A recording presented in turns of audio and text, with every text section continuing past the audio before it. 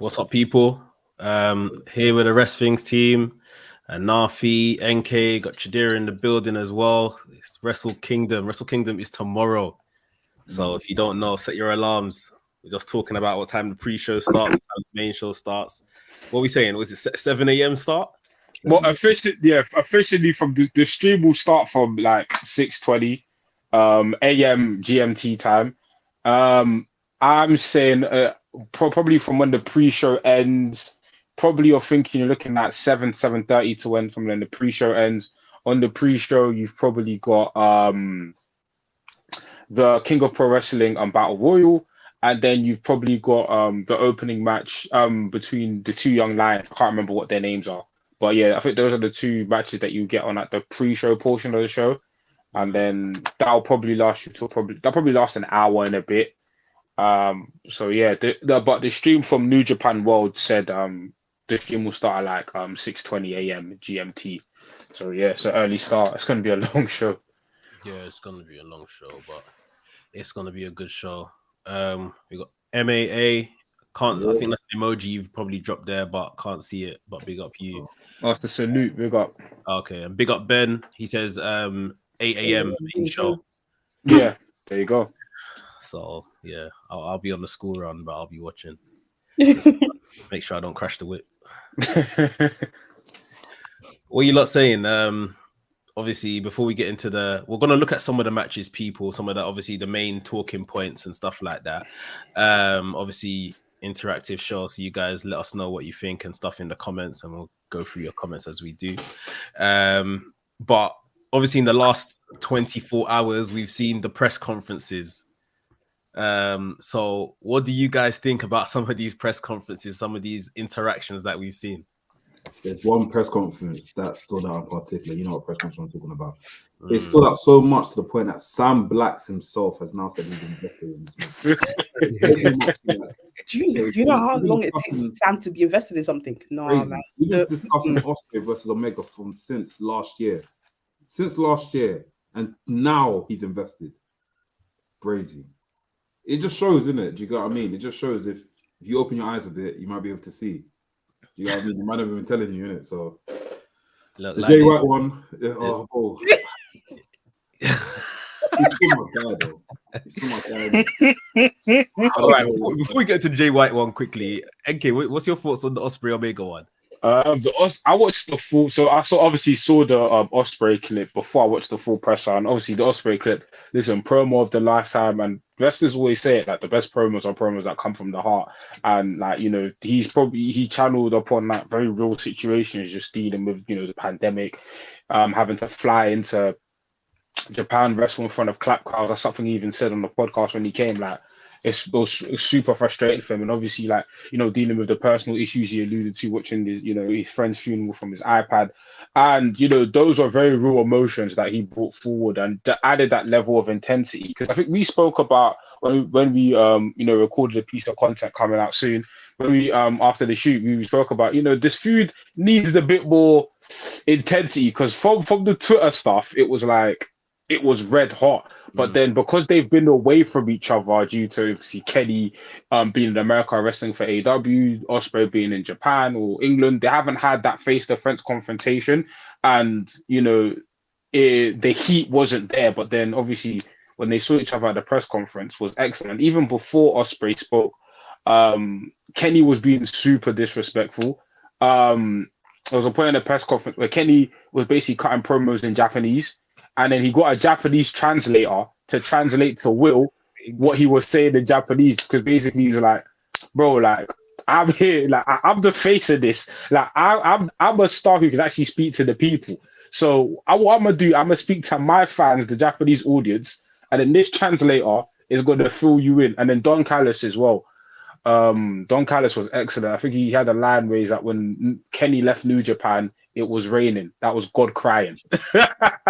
And like it was honestly like it was the exact thing this feud needed, and it just already my anticipation was here, but that press conference brought it here, man. So excellent work, man. Excellent work. And then the heavyweight champion decided to put the exclamation mark on his reign. Like, I don't know, man. You know, I think you can break it down. I'll put it perfectly. The thing with Jay White is that obviously, like, you know, he hasn't had a good reign and stuff, but when he gets in the ring, he puts on a stellar performance, innit? And that's what I'm looking forward to. Other than that, the press conference was a bit naff. The stuff he was saying, poo-poo. I don't know. I don't know if that's a regular thing that he says all the time in these press conferences. My first time watching the New Japan press conference, isn't it? But yeah, that wasn't cutting it, man. So yeah, man, I'm expecting a bang from these guys, man. Okada versus Jay White. So yeah. And the fact that Okada, like, when they done the face of Okada, just walks out, like, just left him, like, and he was just standing there just chatting shit. So just, I don't know. Yeah. I think he's lost this still. It's mad. Oh, let's get into some of these comments. MAA, work from home being clutch. No, work from home's coming in for a lot of people tomorrow when they're watching this show, boy. That's 100% true. Big up Ola in the building. Ben says my daughter isn't back at school until the 9th, so she's getting a Japanese wrestling education. Yes. Teacher. MAA says I need that Osprey win. Chidero, what are you looking forward to the most? What match? I think obviously Osprey versus Omega, but definitely the IWGP women's match. That one, I feel like it might steal the show a bit. I can't lie. It might steal the show. Yeah, it could be one of them sleeper matches. All right. Let's comment. Oh my god. All right, guys. So, like we said, we're not gonna get into every single match on the card. We're just kind of gonna pick and choose some of the ones that we are quote unquote more interested in. Some might be just because of the personnel involved, title matches, etc., etc. Let's start with this match here, which we'll actually just making fun of as we'll start in this stream. But Tama Tonga versus Carl Anderson for the Never Openweight Championship. I guess the intriguing, quote unquote, intriguing thing about this match is because Carl Anderson is obviously signed to WWE. He's holding the Never Openweight Championship. He didn't previously go to the last New Japan event where he was supposed to defend it against, was it Tangaloa? He was supposed not Hikuleo. But now he's here. I mean, anyone got any thoughts or cares for this? I'm sure this is probably the point where he drops this particular title. This has been poo. This has been garbage. This is shoot tax. This is just shoot. There's no intrigue about the matchup other than is he gonna this ain't even that, because I remember people said, is this a working relationship with WWE and New Japan? I mean, it is to a degree because they're letting it be there. But it serves no purpose. It doesn't benefit New Japan. WWE aren't paying attention to this. Like, it doesn't, like, this is pointless. And then, like, Tama Tonga, like, they've been pushing him this year, and they've been giving him stuff to do with Jay White and so on and so forth. Like, but nobody cares. Like, it hasn't been working. Nobody cares. Like, this is where shoot tax can't save you. Like, bright lights, Carl Anderson, this bright lights gimmick, the lights have been dark for a long time, man. Go back to WWE, man. And I like Carl Anderson. That's my guy. But the lights are dim, very dim. You need to call the electrician, fam. Like, the lights aren't working, man. They're not bright anymore. Gosh. Yeah, man. Do you know what it is? I'm intrigued to see this match. I'm very intrigued to see this match because I don't know who Carlson might be coming with. Obviously, he might come with Doc Gallows, or he might even come with AJ Styles. I know AJ Styles is injured, right? Mm-hmm. Yeah, and Gallows was on Raw on Monday night, but Monday. Who knows if these guys are trying to like shoot, like do like a what you call it, kayfabe, and just rock up and support and stuff. I don't know. I feel like this Wrestle Kingdom, there's a lot of things up in the air, like Sasha coming, Bailey being there, Nami being there. Who says that this is not gonna like bring some sort of surprises in? You get what I mean? This will be the match for surprises, though. This won't be the match. It won't be the match. I mean, if he retains, that's a surprise, right? Okay, that's a surprise. If he comes with someone else, if he retains and he turns up with what do you call it? The what they call in WWE, they call it OC, right? OC. What if the OC turn up? That's a surprise. The Good Brothers. It's not going to happen. The Good Brothers again to aid that dying faction that is Bullet Club. Bullet Club is finished. Like I feel like the Bullet Club, they need that boy, I don't nothing to be fair. I don't see anything. Obviously, like anything is possible, but I don't think there's much, even from outside, that can resuscitate this feud. It's dead.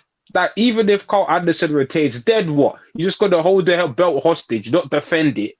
Like I don't see the benefit in it unless they do something major, and then you get AJ come back. But even AJ right now, let's be honest, he's tired. So he's not, you know. He's tired. So like, is, bro. AJ at the moment, obviously, he's cruising and stuff. He hasn't had any of these like big matches that's come up. Like, there's been a lot of tag team competition in it. But the man's 40 something. At some point, his body's got to go. AJ can still go though, isn't it?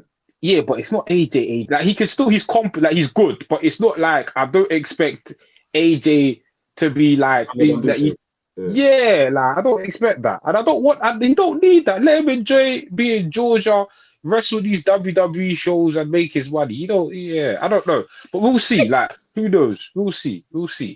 I'm jumping into the comments, they're warming up. Big up our bro Dell. He says Carl needs to keep the belt. Oh my god. Dell wants chaos. 50-50. Dell boy likes chaos sometimes. He just likes chaos, man. Ola says will be interesting if Carl retains. Which is true. God forgive me if I bust my 9 club over Bullet Club. I hear it. It's tired. Dell, AJ is tired. LOL, this guy doesn't He's watch tired. the product. He's tired, man. Thank you. You don't watch the product. He's tired, man. AJ's okay. Yes, he's in the later stages of his career. And let him rest. I don't need to. Why do I need him in New Japan for? Let him rest and work house shows, but I don't need that guy in New Japan. So you wouldn't want to see one more match? With who? I don't know anybody. I mean, it'd be cute, but man said cute. Hey, okay, stop. If AJ comes out New Japan, you're gonna be gassed. No, I'll be. But I don't need it. I'm not dying for it. You're not dying for it, yeah. All right, fair enough. I'm not dying for it. Fair enough. MAA says here he can go, but his last few showings haven't been what he was, but he is like 46. Yeah. Getting on. Ola says it's not the same AJ, but he's actually still very good.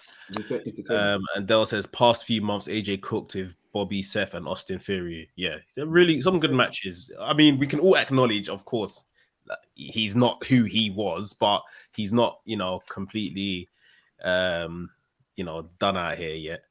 So, yeah, I think it's okay. But I think Carl Anderson here, he drops the belt and moves on. If there's anything, if Good Brothers show up, I mean, if Doc Gallows shows up, if even Mia Yim shows up, then she's not even called that anymore. Oh yeah, Michin or whatever they're calling her. She still called Mia Yim. Well, Michin Mia Yim is what they're calling her. Yeah. But yeah, I think just this is the opportunity to take the belt off him and end his obligations with New Japan. I don't know if contractually he's got anything past this event, past Wrestle Kingdom. So probably the end of that in regards to him. Del Boy. Hey. He's right by the Suzuki point there. Suzuki is not. Yeah, but Suzuki is a nostalgia act. I like Suzuki for nostalgia. I ain't looking for Suzuki to do like prominent Bullet Club stuff or whatever. Like Suzuki's there to be Suzuki. Mandem look at Suzuki, yeah. I'm not saying you anything, but certain other people look at Suzuki or Banging Bandizio. So even he puts on good matches at his age, but we look at it in context. Like he's a 50-year-old man. Suzuki puts on bangers, isn't it? When I say AJ is tired, I don't literally mean he's washed and can't walk. I mean like he served his purpose, isn't it? Like it'll be cool to see AJ in New Japan, but I don't feel like to do. But this is coming from a guy who's a fan of AJ. To do what in Bullet Club? Bullet Club is washed. No, Bullet Club is done. Like it's washed. So for me, it's like.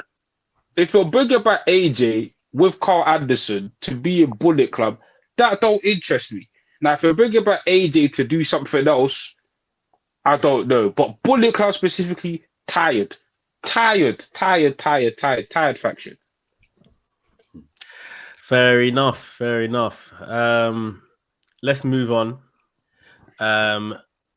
let's talk about now. You have to remind me about this new title that they've brought in. This TV championship between this is the finals between Zack Sabre Jr. and Narita. So what's the stipulation that this match can So I believe there's a time limit on how long these matches can go. I might be hazy, but I think it's like 15-20 minute match limit. At least for the qualifiers for this. I don't know if that'll be a stipulation in actual Wrestle Kingdom. From what Brucey Road have said in terms of what this title is to be, this title is kind of like it's to do with elevating younger stars. How older guys can compete for it, but like the mission statement for this title was, okay, we're gonna put out a new title so we can elevate a lot of the guys we see later on. The guys that might not be ready for the title picture, that might not be ready for even like the US title picture, because that title was more so to cater to like the Western audience. This title was also okay. Like there's a lot of young guys that do need reps, that do need showcasing, and this is the title for that. But we'll see whether they honor that if Zack Sabre Jr. wins or not. But like, yeah, and obviously Ren Narita, somebody that they have high aspirations for. Obviously, he came out of the dojo. Obviously, you can see just by looking at him who his inspiration is, but who he takes who he takes mentorship from. But Ren Narita, of his own accord, has is quite a good wrestler and shame not to be like a big star in the future. So we'll see. Obviously, like I feel like the match will be very interesting because Zack, I don't want to say super underrated because I feel like people who know Zack know he's good, but he's one of those from New Japan's perspective, one of those unsung heroes where it's like he should be doing more, but for whatever reason, the higher ups don't want to push him. But yeah, I feel like Zack can have a good match with anyone, and for sure, this will be an interesting match. I can't say I'm super excited for it because I'm not, but I feel like when the bell rings, the match will deliver. So yeah. Shadera, any predictions for that match? I'm just a big Zack Sabre Jr. fan, so any match he's in, I'm always down to watch. Yeah, for Zack. What about yourself and Alfie? I don't think I've seen Ren Narita. I hope I'm pronouncing his name properly. Yeah. Wrestle before. I've seen Zack Sabre Jr. wrestle. So, and the fact that obviously NK did say like his idol is Shibata, then I'm expecting the madness in it. So, yeah, no predictions. I'm just going to go into the match, level-headed. Yeah, I think new title within the company, probably give it to Zack to just kind of wear for a bit, establish it for a bit before they might move it around to some of the other guys. But should be a good match anyway. Good talents. Gabe the Kid, big up Gabe. He says Wrestle Kingdom hasn't even started yet, and while this moment happened, Blacks put over Will Ospreay. Blacks has been rating Ospreay, but he hasn't been watching the matches. And then when we talk about Ospreay, he's like, I don't see it. Yeah.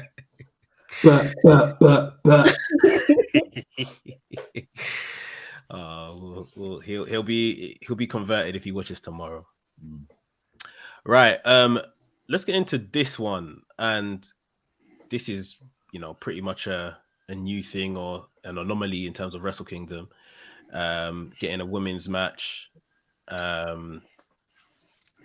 Kairi has just been on a different level since she returned to New Japan. So I don't know. I can't see how she doesn't win this match and retain. And obviously we're gonna get into what is probably going to happen post this match. But for this new IWGP Women's Championship,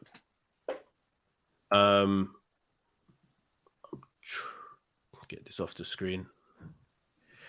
Guys, any thoughts on this match and even New Japan, like including women's action into the Wrestle Kingdom show now? So this is the first time. It's the first time. It is the first time this has ever happened. That's crazy. Yeah. That's big. That's big, man.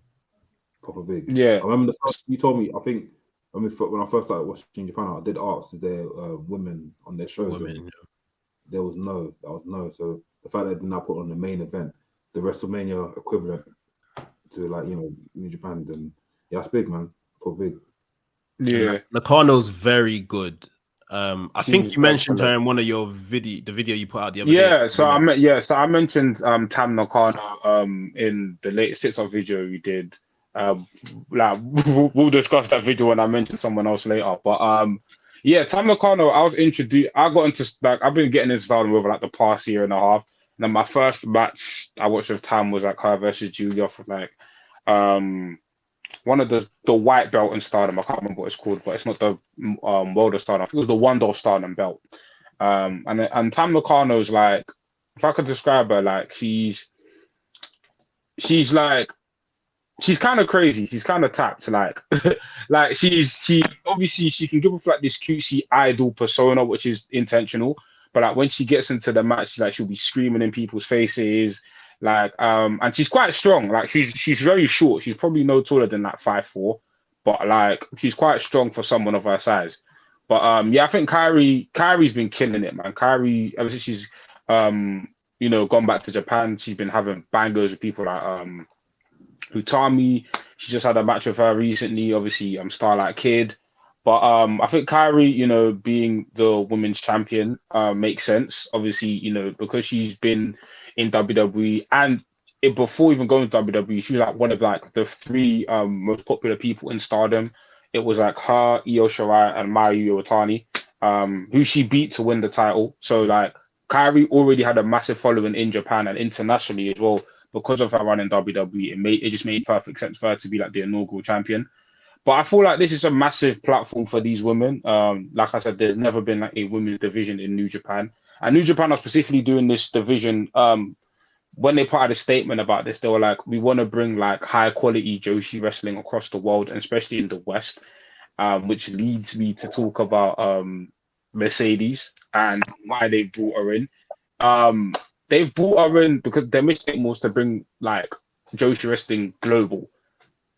Who like I don't think of many women with the profile of Sasha Banks in wrestling. Forget even a free agent, just in wrestling who have like a profile such as big as hers. So the fact that they're bringing her in shows the statement of intent they have with this belt, and we'll see like how big of a draw she is, because I think she's a huge draw. She has loads of fans on Twitter, but it's interesting to see, will those fans follow her? Were those people fans of her in a specific place? Who knows? But I feel like this is a very exciting time, and fresh opponents, man. Fresh opponents. Like these are, aside from Kyrie, these are all women that she's never faced before. So bringing her in, listen, like it could be very exciting times and could bring a lot of exposure to the women of Japan. So this is very exciting. So we expect her to come in and maybe just lay out some type of challenge for the champion. Yeah, like a face-off or an attack. There is another New Japan show in like 2 weeks, I think it is. Yokohama Arena. Yeah, so that's could be the home of the match. I guess we'll yet to find out.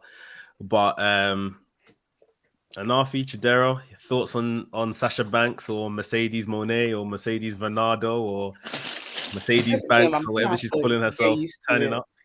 I'm gonna have to get used to her new name, Mercedes. But yeah, I'm really excited because when she left WWE initially, I didn't want her to go to AEW or Impact. I thought like she was better suited to go to New Japan. I feel like she could have better matches there. So I'm really excited to see what she can do. But also her bringing in like people. I don't know if Naomi's going to be a part of New Japan. I doubt it. But like her seeing different horizons will be really interesting as well. And the fact that Bailey is still backing her is really good to see as well. So all new horizons for Sasha Banks. Yeah, it looks like her girls are all going to be there, at least supporting in her corner. Probably not on screen, but at least supporting in her corner. And Afi, anything to add? Well, NK will tell you, bro. After podcast one day, me and Dor having a chat, and I was like, bro, this Naomi, Sasha Banks into New Japan, I don't really see the hype. Like I wasn't really feeling hype and stuff. I was like, maybe I don't see the dog in her and stuff. But as time's gone on, I'm more intrigued. I'm excited to see what she's gonna bring to the product. It's even got to a point where like I even watched that last Stardom show, the main event. I thought it was Julia versus I forgot the other woman's name. Shuri. That match was banger by Digio, I can't lie. It was banger by Digio. Yeah, I watched that in hopes that she was probably gonna just show face there, and she didn't show face. But yeah, I'm intrigued, man. When she does come out, she'll get a big pop, and yeah, that probably might even make me start watching Stardom weekly or whenever they show it. So yeah, I feel like it'll be interesting seeing the reaction she does. I don't think she'll get a big reaction in Japan. But I don't know. I don't know how like it's weird because obviously the last like big name to like who was like to come from like the west of Japan was obviously like Chris Jericho. And obviously Chris Jericho is kind of like a wrestling legend, like it's Chris Jericho, you know what I'm saying?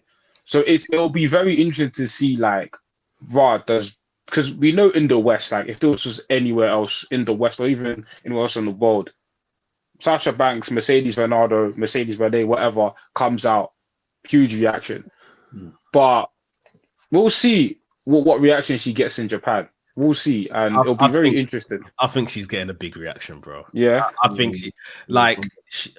obviously she hasn't been in front of a Japanese audience like that before. However, she has been on WWE TV for the best part of about 7-8 years now. Like the world knows who she is. You know, if you're a wrestling fan, you know who she is. You know what she can bring to the table. And to be honest, this is someone that isn't just kind of coming here to just do something different. She has been embracing this culture and had this mental shift of her wanting to do this for years now. Even when she went back and returned to WWE and had the little run, became SmackDown Women's Champion, the run with Bianca as tag team and all of that. Before she returned, she was out in Japan training. You know, like it may be a little thing, but her dog is called Ryu, bruv. Like this is someone she's a fan. You get she's a fan. I think they're gonna show her love, and it's one of these ones. It's calculated risk by the company. They know, right? If we bring her in, this is how much maybe pay-per-view buys extra we're expecting. And like you said, it's for the bigger picture. So you don't take that kind of risk. Like Sasha Nobi, small girl, bruv. Whatever she's gonna be charging them is probably. It's apparently according to like the dirt sheets or whatever. It's a per appearance deal, but each appearance is like over 100K. Crazy. It's like over 100K per appearance. So yeah, she's making her coin. She's making her coin. I was just gonna say MMA's comment here could be a busy month for her if she's the mystery tag partner for Saraya. I think there's still a possibility. Could I have my 5p, bro? My 5p. Go on. Now that I'm intrigued on Sasha going to New Japan or Stardom. I don't want to see an AW. If I'm dead honest, I don't want. I'd rather see Sasha in Stardom. You know they have a partnership, right? I know, but I don't want to see her there. I don't want to see her there. Okay, cool. Who's going to pay her bills? Appearance, fair enough. But if I said this before, I feel like Sasha Banks is going to wrestle at New Japan, do the big Yokohama show, probably do like a few appearances in Stardom, then she'll probably turn up for Royal Rumble. So the other thing I wanted to add is that, and I don't know how much you guys, particularly your fans or whatever in general, put into stuff like this, but she is actually still on the active WWE. That's what I'm saying. So she might even come back to a Rumble. They are very fast to move people off when you're not, and they'll move you to the alumni page. They're very fast to do that, and she is still there. So here's the thing for this. So what I've read about this about the Mercedes thing is that she wants to be paid a certain amount. More specifically, from the report, again, take all reports with a grain of salt. She wants Charlotte money. She wants to be paid as much as Charlotte and Becky, because I think those are the two top earners in the women's division. And she feels, and Sasha Banks, if you've heard her speak about how she values herself, you can go back to the famous clip on the Stone Cold Steve Austin podcast about how she wants steak. She wants to eat steak like Vince McMahon. She's someone who believes that it should be valued a certain way. And the issue with WWE isn't that they won't pay her good money. She will be paid good money, but she feels that she should be paid equal or top of the top. So, and do I see WWE changing that? I don't think so. Maybe, but I feel like and if you look at the booking from the past, I still feel like, yeah, they do value someone like a Charlotte a little bit more. Marginally, but a little bit more. But we'll see. Things can change. I'm not in the rooms negotiating these people. Who knows? In regards to AEW, I'm not a fan of the roster in general. But if there are like one or two matches I would like, but we will see in it. Like I'm not somebody who's gonna be like if she comes, I'll pop, sure. But I'm not like I'm just happy that this is happening. I'm happy that even if she goes AEW, at least she has this to fall back on. If it was just AEW cut and dry, then I'd be like, why not? But because I know she's going to be back and forth, and she's still trying to do Hollywood, she's probably not going to be on like Dynamite every week, anyways. So I can stomach that. If she's on Dynamite for like a couple months, then goes off and does her thing in Japan or goes off to Hollywood, I could do that. I could do that, and I could see her doing good stuff with people like JB Hater, Shida, Riho. You know what I'm saying? But even Athena. So I mean, it's not ideal, but you're intriguing me again. Athena, Athena's been cooking recently. I can't lie. Yeah, I don't see her like if she's going to AW, she's getting pushed to the straight to the top of that card. Like it's not negotiable. Look what they did with that Tony Storm. But no disrespect to Tony Storm, they gave her the title like what, couple months. Do you think they want to do bend over backwards for Sasha? So it's not. But like I said, I just don't. For me, I don't have exciting matchups that I see in AEW versus a Stardom or New Japan, which is something I've been saying for months that I wanted her to do, and I'm happy she's doing it. So yeah, I'm excited. I'm excited to see what the future holds for Mercedes. I think it's an exciting time. I think where it seems she's probably still in contact with WWE since her name is still on that roster page or whatever. Let her go around and earn some money elsewhere and kind of just enjoy being a free agent, do her acting and other Hollywood bits and bobs on the side as well. And yeah, just keep her options open for now. You see what I mean? Even doing this could push up her price. If she ever does want to return to wrestling, it could actually push up her price when she comes to sign for whatever the company may be. Big up Elijah joining us here on the live stream. He says Sasha should be the one to break Jade's streak and get the TBS title hot. Keep us far away from Jade as possible at this point in time. I don't think the TBS those titles should be good for first. It should be the main women's championship if she wants to be in AEW. Yeah. Somebody else should I think Elijah's trolling, isn't it? Elijah said there hasn't been one good match with that title. That's a stretch. That's a stretch. I thought like there's been some good Jade matches here and there. It hasn't been banged by Digio, but it's been entertaining. So the match between her and Athena was quite interesting. What else was there that was good? Hey, but if we're going for the AW title, her and JB will bang. That's what and JB will bang. Yeah. JB's been cooking. Oh, I love JB Hater. So good. I love JB Hater. Sasha Banks. Yeah. That's confirmed banger by Digio before it happens. Yeah, trust me, bro. Before it's even gone in the oven, it's already cooked. Exactly. Cooking. Yeah, there's a couple matches there, like you said, NK for her. But yeah, it's like spread out. There'll be matches for her in Stardom, matches for her in AEW. Yeah. And before we move on, I know you. So if she was to return to the Royal Rumble, what's left? My thing with Sasha at WWE is what's really left to do. She's done. She's completed the mission. Really and truly. As far as I'm concerned, she hasn't had a real defining run. Okay, true. Okay. Like one title run where she's held the belt for like 9 months to a year, like featured prominently, like these Becky Lynch's and I would even say Charlotte probably has held the title for that kind of period, but it hasn't really been effective. Like she has to have a run like Becky Lynch had as like the man. I think that is when she can then say, right, if I'm gonna step away from WWE, then I've done everything. You see what I mean? And she's just never really, although she's held the title like 6 times, 7 times, maybe, it's like all meaningless stuff that, you know, the longest one was this one where she held the title to put over Bianca. And but you see that, and that's probably some of our frustrations.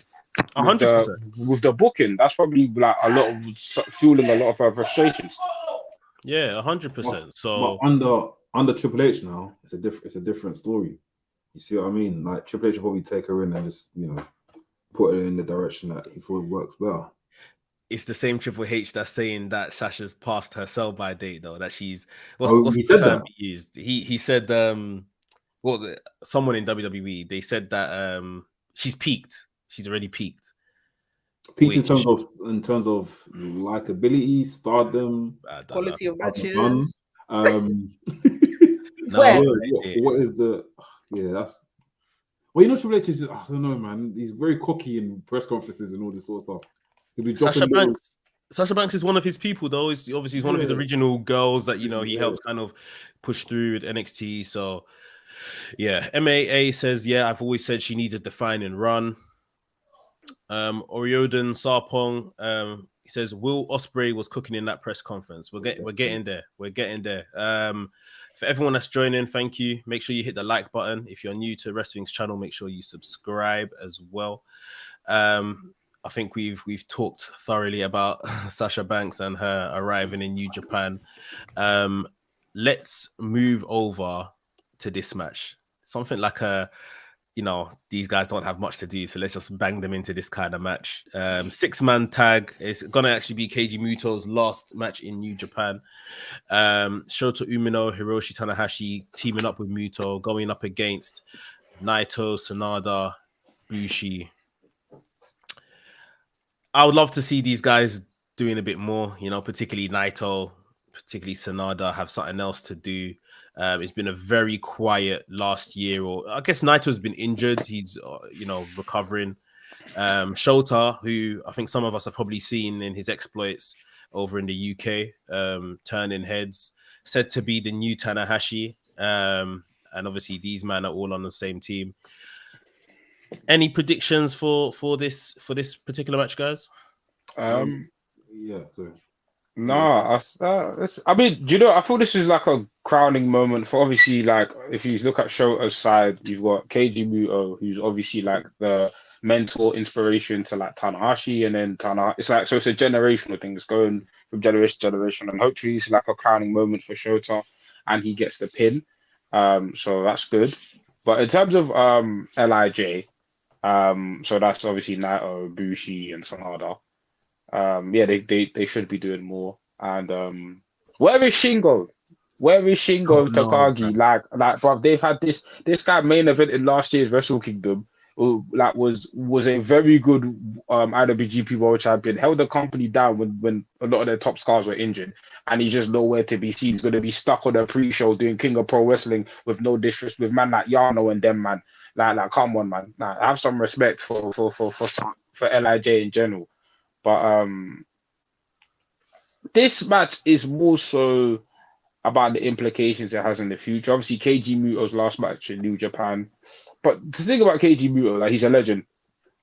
And he's on a retirement tour. So it's, for me, this ain't even the last match he will actually wrestle.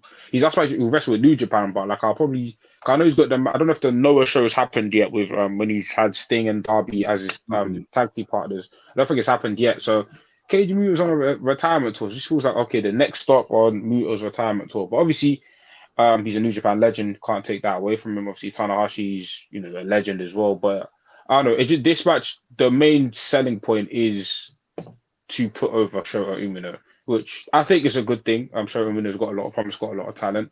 But in terms of like going into the match, am I super excited? No. Will the match probably bang when I watch it? Yeah, sure. That will largely be due to LIJ because I love Tana. He's old. Yeah. Keiji Muto is very old. And Shota's you can't do it alone. Yeah. No, I hear that. Dell says that Muto needs to win. Munso on Bushi, 1, 2, 3, ding, ding, ding. And he also adds that Shingo is cooking in Dragon Gate. I didn't even know he was back over there. But Fair enough. Maybe I'll watch him in Dragon Gate, but New Japan need to do better with my guy Shingo, fam. You can't make the Wrestle Kingdom and we're doing King of Pro Wrestling, fam. I even think they owe him something off the back of the work he's done over the pandemic period as well. But yeah, it's been a shame. Even seeing him on the Forbidden Door. Yeah. During pandemic, I remember Gigi was shouting his name. Everyone was shouting his name, saying, "Yeah, Shingo is the guy. Shingo is the guy." And I don't think even Forbidden Door, he didn't even get like a big sort of like mid-card tag match or something. Yeah, with Darby Allin and Sting, bro. Like, what the hell? Yeah. I mean, it wasn't a bad match. So no, it was a sick match. Like, Forbidden Door was sick, but you know, the Shingo. I put him against Danielson. Oh, wait, Danielson was injured. Yeah, forgot. Big up our bro Skillet. He says, "Great Muta for the Hall of Fame." Yeah, no, for sure. He's a legend. Just one absolute legend. Imagine Great Muta at Hollywood getting the WWE Hall of Fame. I can actually see that happening. Who, Muta? Yeah. Yeah, it won't be like the headline. It'll be our headline, but it'll be like it'll win as one of those other ones. Is it the Legacy wing they have? Legacy, yeah. He'll probably get like a leg. No, because he was WCW, isn't it? He was at WCW for a bit. Yeah, you're right. You're right. Yeah, he could definitely get like a Hall of Fame. Him going to Hall of Fame, innit? Yeah, no, yes. It was a good shout. No, that would be nice. Elijah says that match was fire. Let's move on. Let's talk about this one. The IWGP Junior Heavyweight Championship 4-way match. The champion Ishimori defending against Hiromu Takahashi, El Desperado, and Master Waito. I can't help but think Takahashi walks out as champion. I just feel like every time I watch a Junior Heavyweight Championship match at Wrestle Kingdom, Takahashi walks out as champion. Takahashi wins. Yeah. Despy has been very good this past year.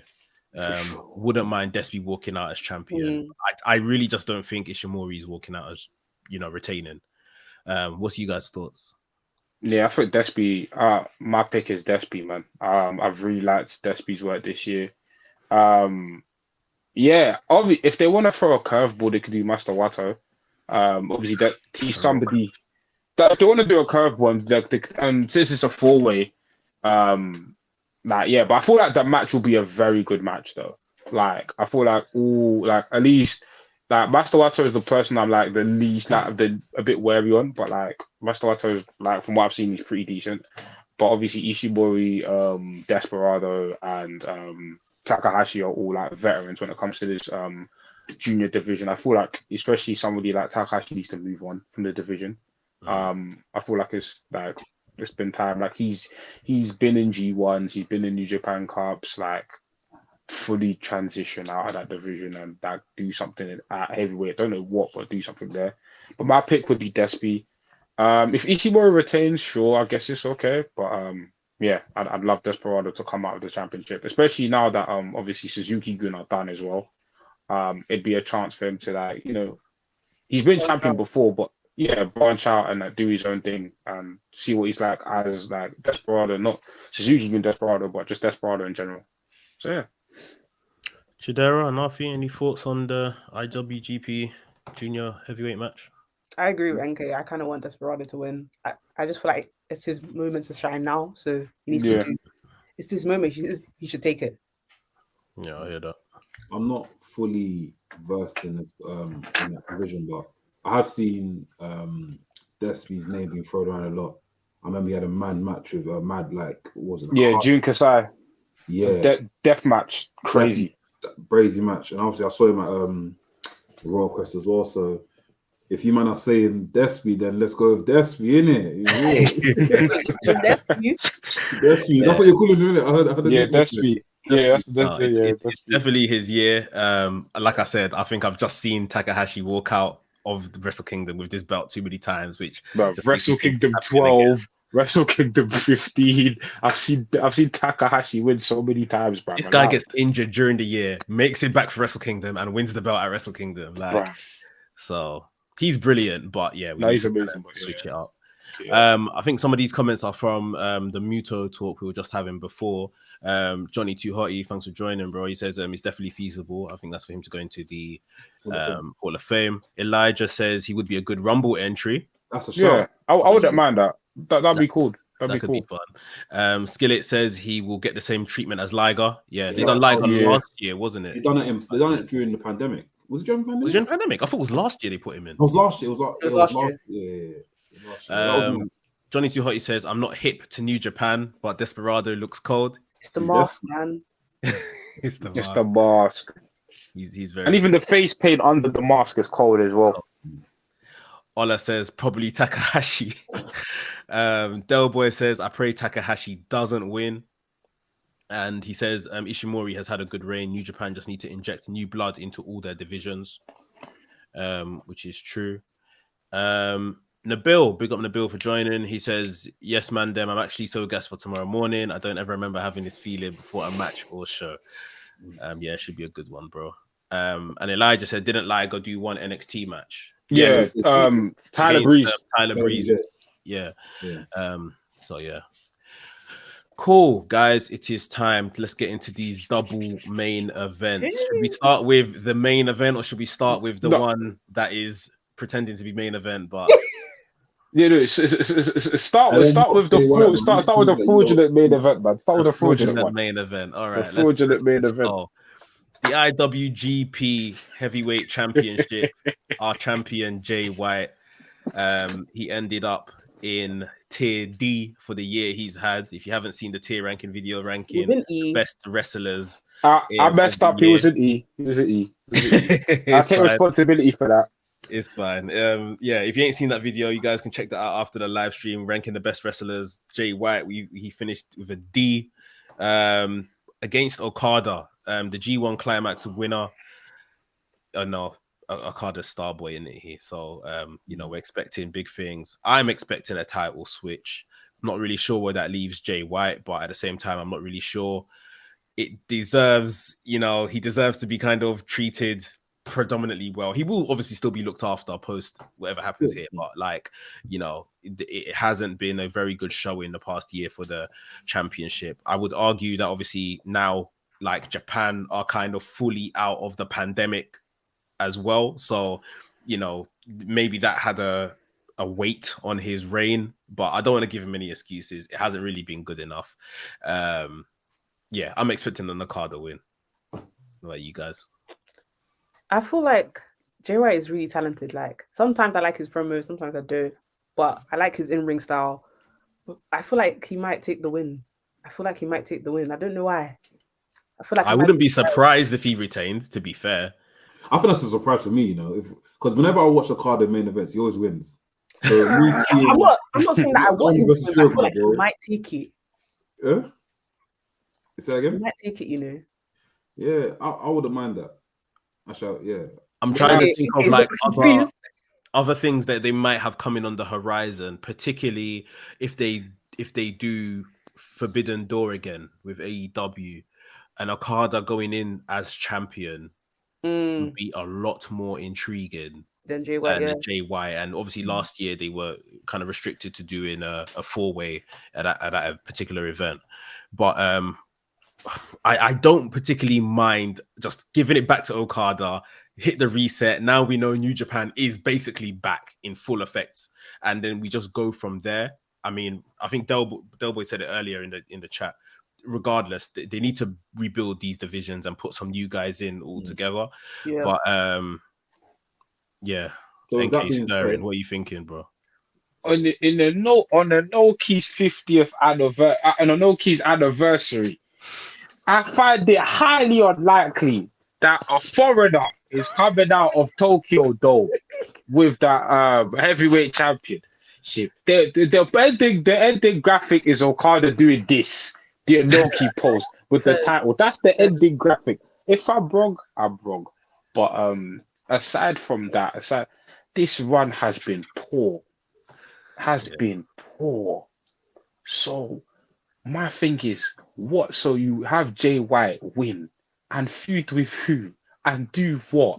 man defended the title twice. And I know this is all booking, I understand.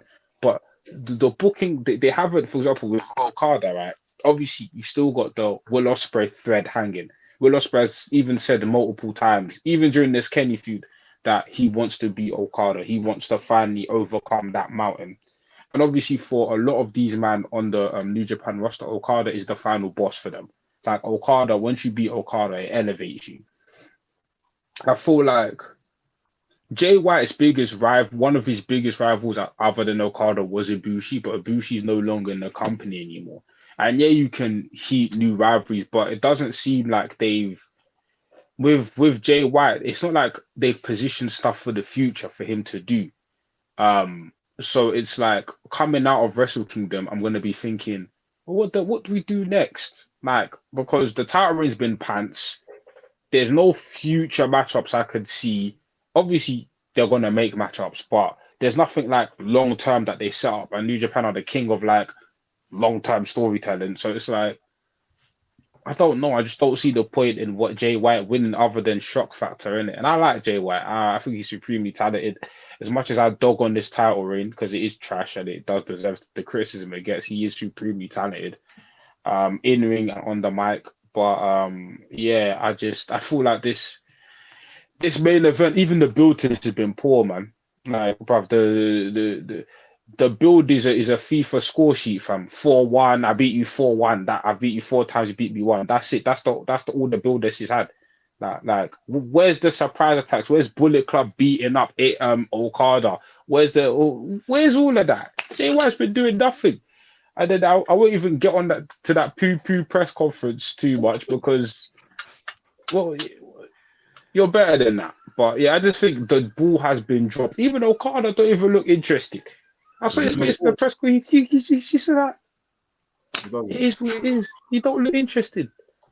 The match will deliver, but like I can't lie. Jay White better come out on a Chilean horse or something with his entrance. I need something before the match to gas me, because right now I'm just there looking at the match like bread. Like bread. Like for me, like I said it earlier, like if you like New Japan have basically hit a reset button. Give the title back to its rightful owner. They're bringing in Sasha Banks in the women's division. In terms of international stars, they've got Ospreay, they've got Omega coming in, which I'm sorry, Jay White, both of these guys are ahead of you, and you're the guy holding the World Heavyweight Championship. So in terms of international stars, you're not even like number 1 or you're number 2 right now. So just hit the reset button, you know, as I would think they would do, and then kind of start your company again and this new season of how everything will look. Dell says, I think Jay White should retain. This guy wants trouble. Skillet says Okada will win. Nabil poo-poo down the toilet. Yeah, that's paraphrasing from Jay White's promo at that press conference. Johnny Too Hotty, as an outsider to this company, are people not tired of Okada? Just his name seems John Cena-ish as someone who doesn't watch the product. I would agree that he's the top boy in it. It's just one of them ones. He's the top boy. Every company has one. And the thing is about Okada, he wins a lot, but like when he loses, it means something. Like his moment in Wrestle Kingdom 14 when he lost to Tetsuya Naito holding up the double champ, the moment where he lost to Kenny Omega. Don't get me wrong, he wins a lot, and I'm an Okada fan, so I don't mind him winning, but like he wins a lot, and I can understand why it annoys certain people. But I thought the benefit of Okada is, eventually, even if it takes years, your favorite guy will pin him and take the title off him. Like, do you know what I'm saying? Where with some guys, it's like he wins and the feud goes nowhere. With Okada, it's like if they've been feuding for a while, eventually Okada's going to take that big L to elevate the other person. Now, whether it goes anywhere when that person has their own title reign remains to be seen, but he will take the L eventually. So I thought that's what people can stomach with Okada a little bit. And even with this Jay White thing, he's lost 4 times to him. So, and they've all been like pretty big moments. So, yeah. Yeah, he's done his bit. Big up our sis, Ange. She says Jay White and Okada to keep switching until Jay White's contract is up. She wants Jay White in AEW. When's the She contract? wants problems. I think he's still got Probably- 2 to 3 years I on that think contract. 2 years, 3 years. He signed a 7-year contract Wow. when he like graduated from being a young boy. So Yeah, but do you know what it was? When he signed the contract, he was red hot. The heat, he was there. He was there. We thought this guy is the future, and he probably still is. But the momentum hasn't. They haven't capitalized on the momentum he had, man. I'd rather see Jay White in WWE. I can't lie. I think he would be well looked after in WWE. Yeah, I think he Jay would White be in well WWE looked will cook. after. No, please. They will bring him in like they brought in Cody. Thank you. Now, I don't agree that the maybe other personnel are there for him to, have like really entertaining stories with and all of that kind of stuff. I don't agree at that at all. However, I do think they will treat him like top You shelf think they'll and treat him should like be treated. Cody? Yeah, 100%. I said this year, after WrestleMania, we're going to enter a new era of WWE. I feel like Roman's schedule is going to go somewhere else. He's not going to be in WWE as much. So Yeah, because he wants to do Hollywood as a well. new big dog. Obviously, it'll be Cody, whatever. But, if Jay White were to come in, whatever, I think they'll treat him as a big star. Triple H knows who he is. I honestly think they will. I think it will be hot, but I don't think he'll get like the Cody treatment. Maybe No. like But that's because Cody's a baby face. But Yeah. I mean, that's obviously still dependent on the next 2-3 years that he has in New Japan. He has to come in like Shinsuke Nakamura. Shinsuke was hot when he hit, albeit it was NXT, but they treated him like a big deal from day one. Like, I generally think Jay White has that potential. And he can talk as well. WWE love talkers. Yeah. So him coming on the mic just saying poo-poo. You got me. Poo-poo will get over in WWE. WWE. Probably be selling shirts with shit on it. It's crazy. Yeah, no, I think he definitely has a lot of potential, but yeah, there's maybe not the locker room in WWE to assist, some of those promo battles and feuds and stuff like that. Just picking up on some of the rest of these comments. Elijah says Okada is the person all the international stars want to wrestle. It's true. Correct. Which is obviously a reason to put the title back on him. Jimmy. What's up, Jimmy? Thanks for joining. He says, can't wait for tomorrow. Ospreay versus Okada should be 17 stars. I don't even know if he's trolling or if he means that. No, I think he's actually invested. Everyone in the group has actually invested. No, we're all invested. I can't lie. Good. I'm happy to hear that. Elijah says, I don't want anyone else in AEW. I hear it. Johnny Too Hotty signed that man to death row. I think he's talking about the length of Jay White's contract. Jay White would be much better in WWE. That's what Elijah says. Ange says Jay White won't get a pop in WWE and they'll change his name to Braxton Lee. You know what? I feel like that's actually a good name for him. No, it depends. Right. Jay White will keep his name and he will get a big pop. Depends what city. Depends what city. No, I mean, but when I mean a pop, I mean like a bit like a shock, like, oh, he's here! Oh my gosh! And after you hear Michael go saying, "Oh, former New Japan, this, I can definitely see like a Royal Rumble. Finn Balor comes up. AJ Styles come out. They look at each other in the face. Oh my gosh! Bullet Club is reunited again. It's going to be. Bro, do you know they still like?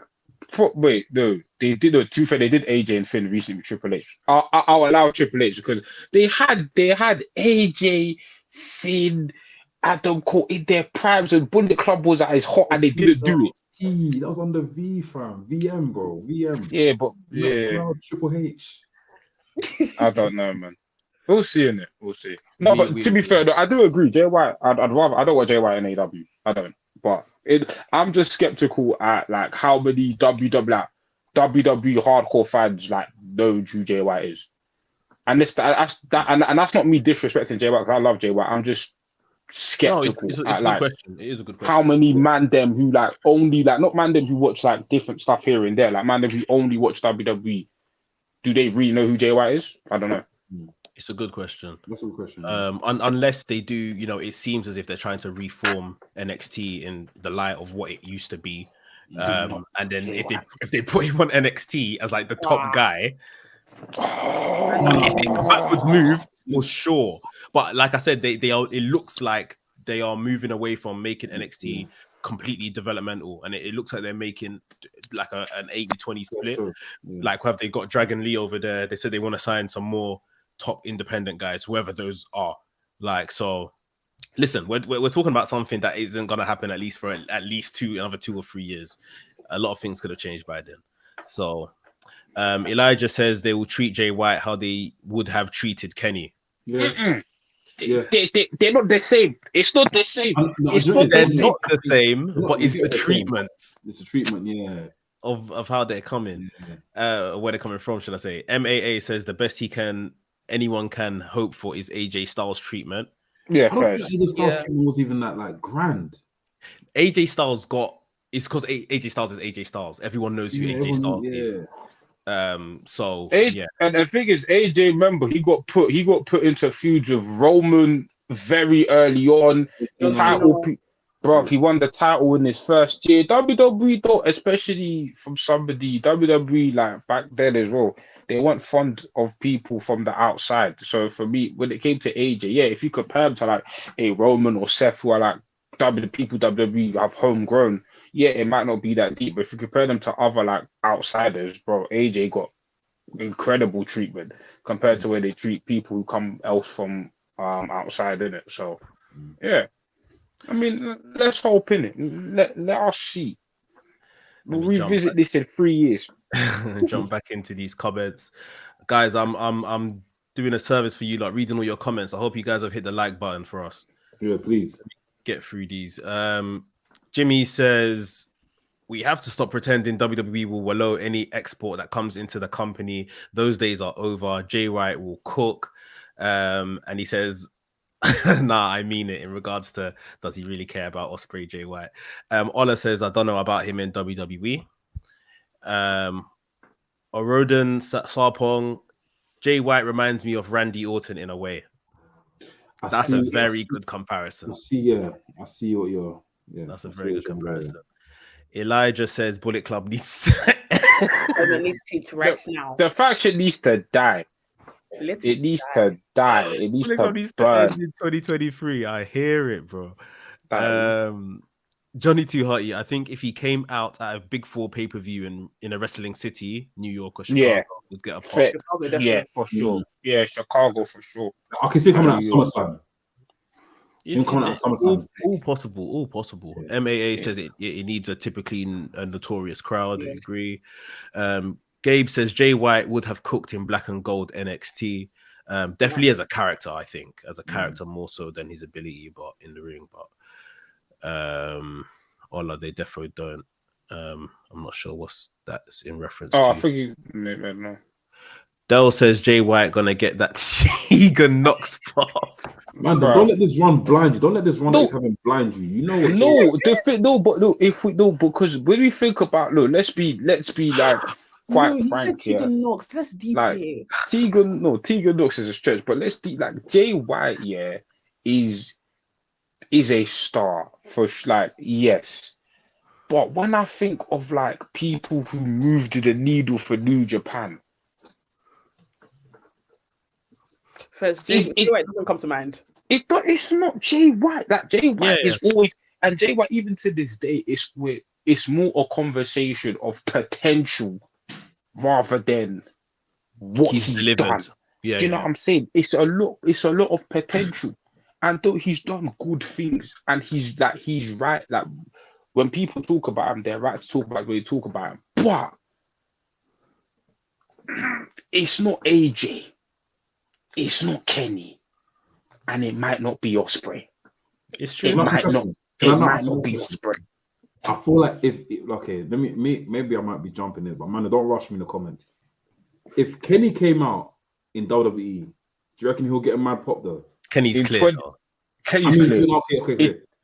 Post Bullet Club run? Obviously now, for example, like we know Kenny Omega. I'm a big Kenny Omega fan. You guys are big Kenny Omega fan, but some WWE guys don't know outside.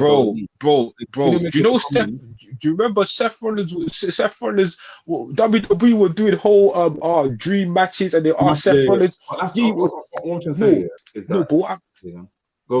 I'm saying, from time, because and even Triple H was talking to Kenny back then in 2018, but that man wanted him. But Kenny and the Bucks were hot. They were hot. If Kenny had come out, let's say 2019, bruv, crowd are going nuts. Inferno. Crowd are going disgustingly nuts, bro. It's mad. It's mad. I would want to be the text. I can't lie. It will be a Mazzoline, I can't lie. People be like, what the hell? Kenny by God Omega. Michael Cole's got the achievements already been saying like, oh, the former WWE. Oh, bro, it's crazy. Because remember, Bullet Club were hot, and remember back then as well when Finn Balor won the title on WWE title, Bear Man were doing too sweet. Bullet Club Mania was rampant back then. So if Kenny was to come in WWE 2018, 2019. Bruv, people would lose their head. It's not this, like I said, it's not the same as Jay, respectfully. It's not. Yeah, it's different. But yeah, I mean, just to end this conversation, I do think Jay White's character will do very well in WWE. For sure. Character, sure. But yeah, you never know. 2 to 3 years, he may have grown, he might have started fulfilling that potential. But yeah, guys, let's get there finally. Ospreay versus Omega is going to be the match of the year. Only 4 days in, says Ayo. Pick up Ayo. I mean, it's a great shout. It's a great shout. What probably should be the main event, what is definitely going to make a lot of people tune into Wrestle Kingdom tomorrow around the world. To be fair, it's not even really it's for the United States Championship. Obviously, that's what's at stake here. The champion being Will Ospreay, defending it against a former champion, the first ever champion in Kenny Omega. But in terms of what's on the line here, pride, the whole story of Kenny when he moved on. Yeah, the bragging rights of, I moved on, I gave you the keys to the kingdom. Like I said, you're the next guy, hold this place down. You're the next Gaijin, that's gonna, be the guy in charge here. And now Kenny coming back with the accusations, false accusations that Will Ospreay isn't doing that job. He's not holding down the place, that Kenny is basically coming back to pick up where he left off. A feud, if I can say, that's really took shape and started cooking on the Wrestling's podcast. Yeah. When Will Ospreay. Yeah. I'll say it again for those in the back. This feud pretty much began on the Wrestling's podcast, and Will Ospreay, started naming names and calling out Omega. And obviously journalists did their thing. They pieced it apart. They put it everywhere on their blogs and all of that kind of thing. And yeah, we appreciate all of you guys. It was our biggest podcast of last year. But this is the origins of this particular story. And like I say, this is what a lot of people are tuning in for. I don't think it's going to be one and done. I think it's going to be a lot of spin-off matches. We're going to get 3-4 matches in this saga, wherever the arena could be. Might not just be New Japan, might be elsewhere. But guys, Ospreay versus Kenny Omega for the United States Championship. What are we saying? I think it should be a thing where it's like, this is not their first match. Yeah. You should have the best of 3. They're now doing best of 3. This is not their only match. They're doing best. You should do best of 3. I feel like for this one here, we're gonna have to need something for Omega to for Ospreay to go over and fight back. I don't know. It can happen anyway, but it'll be sick if they done a thing where it's like Kenny beats him, and after the next match Omega beats Kenny. Then a final match to fight the finale. I don't know what big pay-per-view they got coming up. What's the biggest? The Dominion is like their SummerSlam.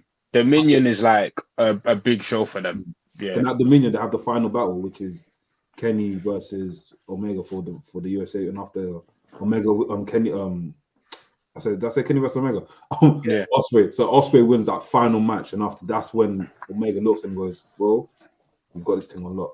Shakes his hand, walks out of the company. Kenny's never to be seen again on New Japan until Hall of Fame. I think that's the best way to do it.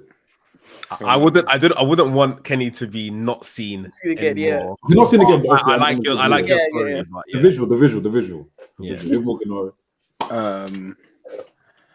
But do you know what it is? Like, I know these guys can deliver, but my expectations are so high. And you know, it's one of those this is like one of the like there's only like a few dream matches left. I feel like a lot of the dream matches that people want to see, maybe guys have to go WWE or do you know what I'm saying? But in terms of like dream matches that are actually possible in wrestling, of course you still got Danielson versus a lot of these New Japan guys, but this is like the big dream match, like the biggest that dream match, and it's like this is best in the because obviously Omega got injured. It's like Omega got injured, and all of a sudden Ospreay just has the maddest year of his career.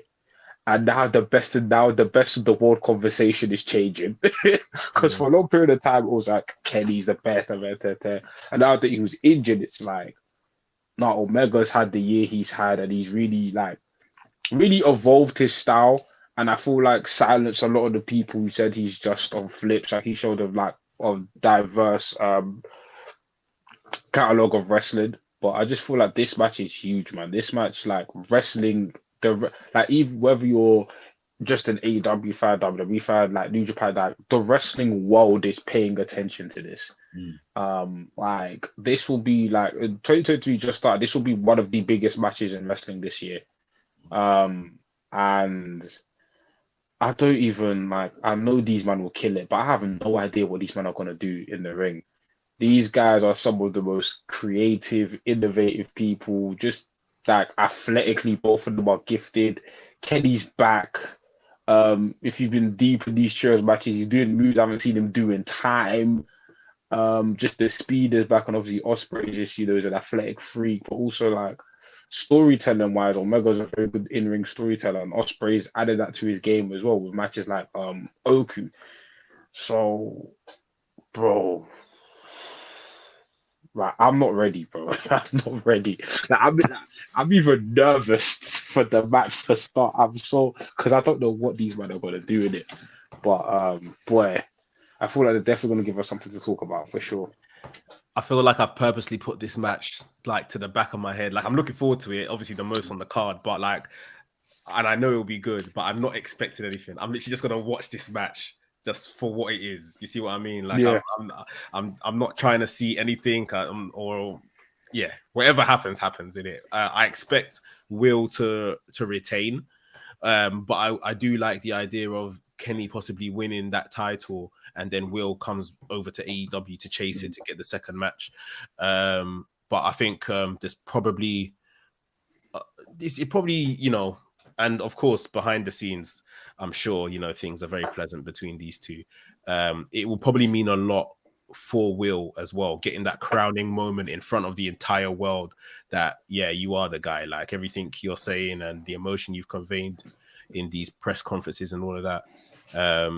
You're coming out, you're beating who was the guy, sort of thing, and now it's kind of confirmed. Big match, man, bigger than the World Heavyweight Championship match for me. Max, I feel like you just put something into perspective for me. If Will does win, then that's therefore a big statement there, and that you wouldn't need to see that. We wouldn't see that match again and again, and I would be fine with that. I'd be content with that because obviously. I definitely think we're seeing it again. I think on these grounds, on Japanese grounds, which is now where Ospreay resides, he gets the win. Maybe they do the match again in America in AEW, and Omega gets the win, and then we tie the knot somewhere. But yeah, I think definitely it's going to be outstanding. Chidero, any thoughts? I'm just really excited, man. Like I've been watching Will Ospreay since like WCPW days, so like that's been a while. So to see him grow and elevate his talent so much into this level is exciting to see. And to now see him face Kenny Omega on such a big stage is really exciting to see, especially as somebody who's been like from like the get-go in England. It's really there's no words to describe it really. There's no words. I can't lie. I loved it. During the press conference. I absolutely loved the use of the vulgarity, He's the C words and the F bombs and everything. He's so this guy is British. Because he's that's so unintentionally funny, That's it. but the He's way so British. talks, wow, he's so It's like, English. this He's is so who English. I am. Like, and I think especially with obviously the foreigners, the gaijins over in New Japan, that it's almost they're allowed to have that raw nature to them, because they respect, obviously highly, a lot of them do respect the Japanese culture, but it's like, I've been brought in here because I'm, to compete with the best. Where we see in professional wrestling, we tend to see as what happens in Japan is like the best of the best, and it's like, I've been brought over here and I'm going to be who I am. Like Jay White very much does this as well. This is who I am. When Kenny Omega was, the cleaner through to the best bout machine, Kenny, like, it's just like, accept me. The what's the man called? The Young Bucks are running around doing nonsense in Japan, in such a place where it's like, everything is so like revered and shown reverence. Young Bucks were just joking around at times, and kind of not serious, like, and Will Ospreay is kind of just doing that exact thing. And the way Omega sold it, I think NK mentioned earlier, the arrogance of coming as if you don't speak English, you're coming here and speaking Japanese. Like even some of like the interview material, like he was like, yeah, like I like New Japan. Like I feel like Ospreay's kind of got to win, because the disrespect, not that Omega not only put on Ospreay but on New Japan. He was like, yeah, like that New Japan was like my child. I was embarrassed of. Like when I went to AEW, like I've already conquered Japan. I wanted to do something which is conquer North American wrestling. Like this Japanese stuff, like I've done it before. And Ospreay, like you man, like all you man are in my shadow.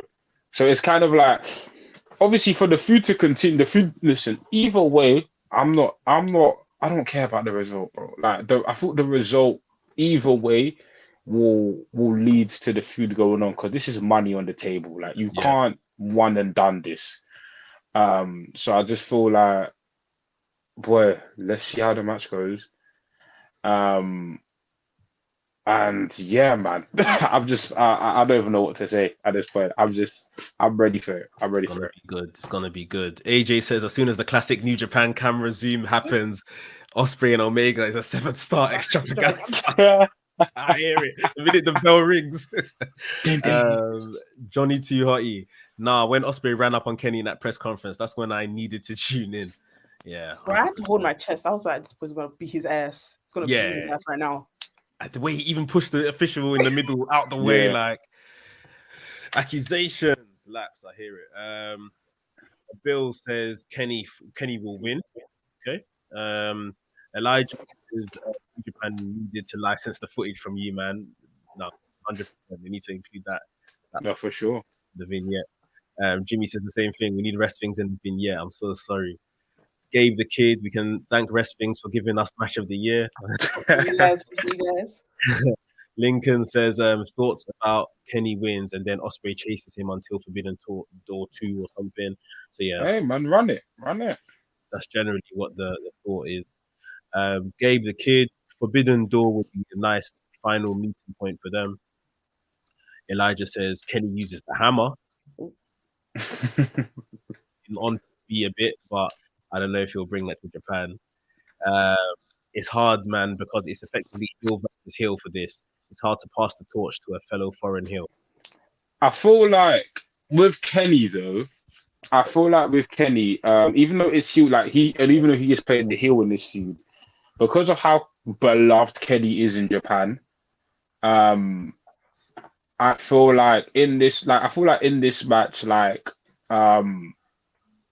it more so, and I feel like with Japan, they're good at doing this thing where, like, yeah, two people may start off as heel versus heel, but somebody will always play the baby face in the match. And I feel like there's going to be some spots during the match where, like, either Omega disrespects Ospreay and the crowd get behind him. I feel the objective of this match is to really get Ospreay over.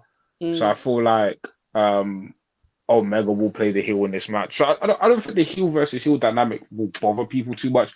But I do think in the beginning of the match, the crowd will be cheering Kenny. Because, like, it's Kenny, bruv. And he's Kenny. back. He's back. And he's back. And it's return as well. So, yeah. Yeah. You know how mad it is to say the objective of this match is to get Will Ospreay over. And I totally understand what you mean, but like, it's crazy. Del Boy says Will's got to kick out the one-winged angel. I don't want. They still didn't. He didn't bust that. Hangman didn't kick out, did he? When he had their championship. No, it's only Ibushi. It's only Ibushi. Like, I feel like the move should just stay the way it is. Like, but to be honest, whoever does kick out, that is a crowning moment in itself. Fair. I feel like if you're gonna do that, maybe do that in the third. Like, if you're gonna do a trilogy, save that for the third one. Yeah. So we'll go. Yeah. 100. I agree with that. Because I can't like that's the biggest call sign from Kenny of all time. Because not even Okada's kicked out of that move. So, yeah, I hear that.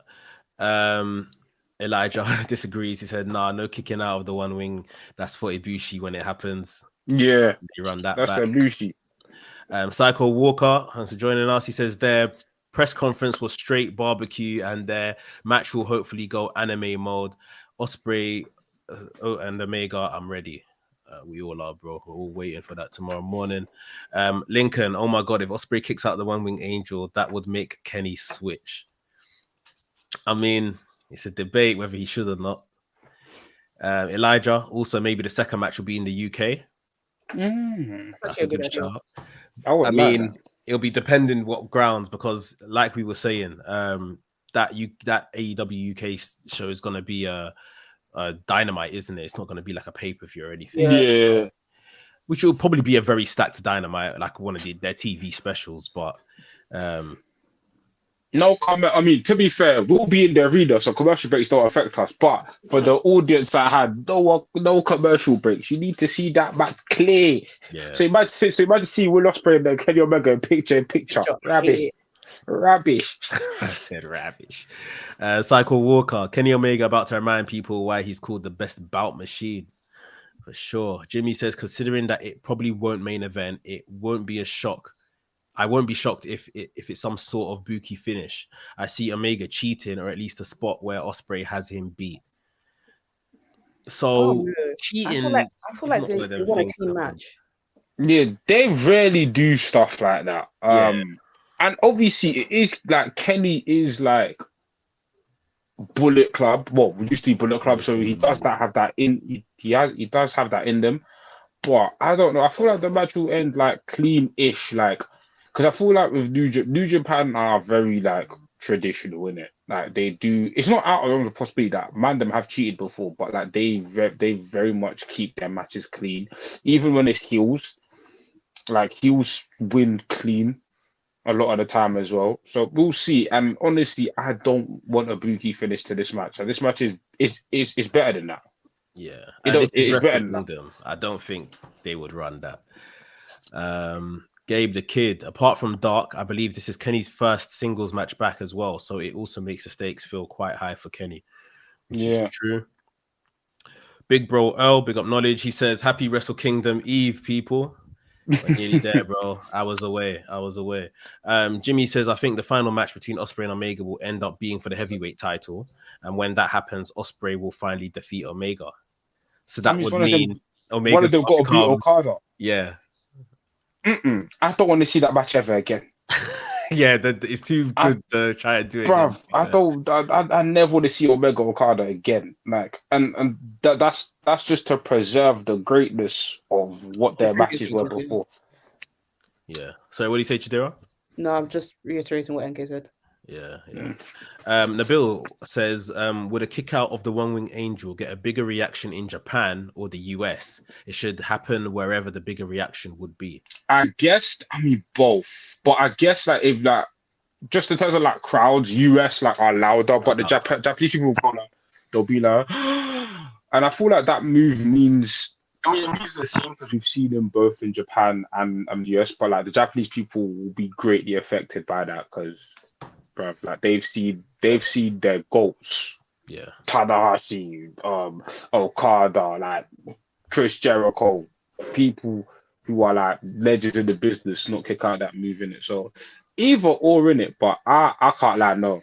The more I think about it, the more I'm against the one with Angel being kicked out of. No. I can't. No. Psycho Walker says, and Will Ospreay will show Kenny Omega he's not the same wrestler he was when he left for New Japan. Yeah, I think that's probably one of the main angles within this story. For sure. Lincoln says 8 stars. This match is going to be. I guess we'll find out probably by next week. Shine Travis, thanks for joining. As it says, I think Omega wins this one and they run it back for Ospreay at Forbidden Door. Ospreay win at Forbidden Door. Io says Ospreay, I think, needs the win here. AJ says Will to beat Omega in his own company at Forbidden Door. Earl says, don't forget my Kenny Omega t-shirt, cause Will Ospreay to make his first public statement about Kenny on WRESTHINGS. Yeah. We spoke about the influence, bro. Don't worry. Skillet says that this will make him a bona fide star. The kick out will happen in AEW. Oh, we're talking about this one-winged angel, but I don't know. I like the idea of him Will kicking out, but not tomorrow. Like, save it. AJ says, but I think it's too early for Will to win. There should be some sort of story of growth for Will. I feel like the growth is there. I think it has been there, but maybe the growth has to be evident to. But I feel like also, I get where some people are coming from, because for a lot of people, this is probably not their first introduction to Will, but like the reason why, okay, like I'm super invested in Will. Do you know what I'm saying? Because I think Kenny's proven that he's a star in the West with AEW, and obviously Will's been on AEW, but like his Forbidden Door match was amazing, but it was with like Orange Cassidy. Do you know what I'm saying? This is the first time that a lot of people from the West who aren't necessarily paying attention to like the Rev Pros or the New Japans are going to see Will in a high stakes match. So for them, it's probably like, okay, this is my first real introduction to Will on the big stage, innit? So for them, it might be a thing of, how can this guy beat Omega, who's a guy that we've now seen in the West? Do you know what I'm saying? We've seen him in the Forbidden Doors. We've seen him do the stuff that Omega's done in it. Where with Will, a lot of people's even first glimpse of Will was in AEW. A lot of people didn't even see Will before AEW. So for a lot of people, their relation, they haven't seen this evolution of Will. They've just met Will as he is. So for them, maybe it might be a thing of like, how can this guy be beating Omega, who's the guy I've seen kill it on US TV for 3 years, versus. But that's for some people, and obviously the people who've been watching Will, like we've seen the full evolution. But a lot of people don't underestimate how many people are watching like Will Ospreay for the first time tomorrow. Yeah, that's a good point. That's true. Big up Gareth. He says, save it for Okada or Kota. Wasted on Will, in my opinion, in regards to the one-winged angel kicking out. Skillet says Ibushi or Hook. Imagine Hook kicked out the one-winged angel. Oh, Lord. People will collapse. With no emotion in his face. no selling it. Gareth said it fits the story for Okada to kick out, but it should be Kota. Yeah. Where are we? Ospreay is definitely the guy to kick out the one-winged angel, but he won't until he is an AEW contracted wrestler. Del Boy's killing me, man. Del Boy says kicking out of the one-winged angel in York, cool. No way. Keep those matches in America and Japan. Elijah says you don't turn up with Don Callis if you're going to play clean. So that's a good point. There could be something there for Kenny to use as a help for him to win the match. Psycho Walker says, do you think Ibushi will return? Not on New Japan, but he might be on AEW. Yeah, I think AEW is calling before a New Japan return. But apparently Kota Ibushi should be a free agent now as well. Yeah, he should. He either is or he should be. So I think within the month, by the end of the month, he's definitely a free agent. So watch this space. Yeah. Elijah says we need Omega Okada in AEW though. I don't think. The only stage I can see on is Forbidden Door. But like, I want to see that because I feel like the other mega matches and Okada matches I've watched, they've been sick. But I've always said I'd love to see that match on US soil, innit? I think with it was American 11. audiences, yeah. I think it was I hear banging. you, but I just feel like they're very different performers now. And like for me, the standard is so high that I don't want to see them go below it. And I thought I just don't. I guarantee you, Banga Bandija confirmed. No, What's the- Gareth says here they will do Kenny versus Okada 5, whether we like it or not. And I agree, even if it's on a money thing, like as a draw, like I think that's the case. And I agree with you, NK. We've probably seen the best of those two together, but when money talks, isn't it? Like First. It's one of them ones. First. I mean, that might be the Forbidden Door main event, and if that's the main event, then fair enough. Fair enough.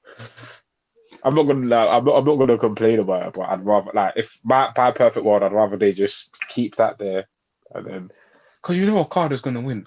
Omega's not beating Okada again. Okada's winning. Yeah, Gareth Okada's says winning. Tony Khan is probably desperate for that match, he reckons. And also goes on to say it's actually mad that you guys are part of the biggest story going into Wrestle Kingdom. Yeah, big up the team, big up Ospreay for coming down that day. Guys, let's wrap it up because some of us need to call it bedtime so we can wake up in the morning to actually watch this show. What time you waking up tomorrow, by the way? It's my alarm is set for 6:30. I always wake up at 5, so I just start my day. So I'm feeling like 6:30. Like I'll be up at 7. I'm putting the pre-show match on while I'm making breakfast, fam. I'm not watching that King of Pro Wrestling properly. I want to be just making eggs. Because he has no respect. No, we'll see how it goes. But yeah, should be a wicked show. Guys, appreciate you all for joining us live tonight. If you haven't, please hit the like button. If you're new here, please subscribe to WRESTHINGS. We have a podcast coming out on Friday, and will probably be a lot in terms of reviewing this New Japan show as well. So you can look forward to that. And then, we got a new series coming out on the channel as of Monday next week. I won't say too much about it. Look out for the trailer online and stuff like that. Gonna enjoy this one. Any other last words from you guys before we bust out?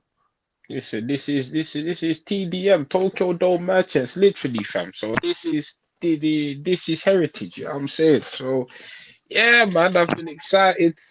This is a good show. This should be a good show, and yeah, man. Listen, we're gonna get match of the year contender on this show, and maybe even more. So yeah, You're confirmed. That's it. Bang up. No, I can't lie. Aside from the main event, I want people to come out of this show with like a new wrestler that they like. Yeah. Like I want people to come out of this show thinking, "Ooh, I like this person." Let me watch more of them. That's my hope for the show, that everyone comes out like appreciating at least one wrestler they wasn't fond of or they wasn't familiar with. That's my hope. Any money though? A lot of people want to come out and say they like Jay White. I've said it. Honestly, Switchblade, they're gonna say they like Jay White. No, the bondage that you're in with Jay White. We need to investigate this one. I feel like he's got that star personality. He's got that star look on him. Like he does. I'm not He's saying great. he doesn't. It just hasn't been shown in the year. He does. He's just had a very bad year. Yeah, he's had a bad year. Everyone has a bad year every now and then. Even Hulk Hogan had a bad year a long time ago. Come on, man. When it comes to talk about Hulk Hogan. Hulk Hogan, fam. I'm telling you, man, the TikTok was right. The TikTok. About what? Hulk Hogan? Yeah. I told you, man, though. From episode 1, but I told you, man, that Hulk Hogan was one of my favorite wrestlers back in the day. I can't chat about this guy no more because he's cool, he's a racist. He's a racist. Oh. All right, cool. Let's call it a day and get to bed. Thanks for you guys watching us live. Like I say, hit the like button, subscribe if you're new to WrestFigs, and we shall see you in the next one.